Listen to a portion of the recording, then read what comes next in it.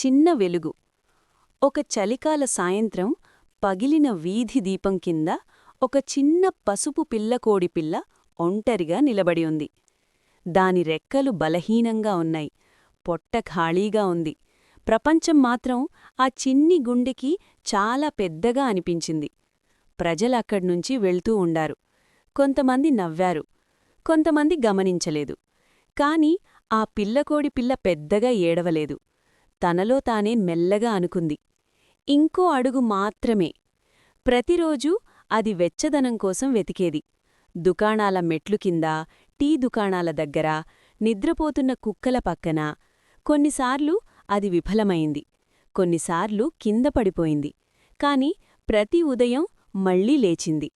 ఒక రాత్రి భారీ వర్షంలో ఆ పిల్లకోడిపిల్ల ఒక చిన్న కుక్కపిల్ల చలితో వణుకుతూ ఉండటం చూసింది. తనకు చలి, ఆకలి ఉన్నాకూడా దాని దగ్గరకు వెళ్ళి తన చిన్న వెచ్చదనాన్ని పంచుకుంది. ఆ రాత్రి ఒక అద్భుతం జరిగింది. ఒక దయగల మహిళ వారిని చూసి, వారిని ఎత్తుకొని తన ఇంటికి తీసుకెళ్ళింది.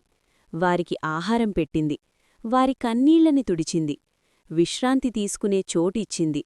రోజులు గడిచాయి. ఆ పిల్లకోడిపిల్ల బలంగా మారింది. దాని కళ్లలో వెలుగు పెరిగింది. ఒకప్పుడు దాన్ని పట్టించుకోని అదే వీధి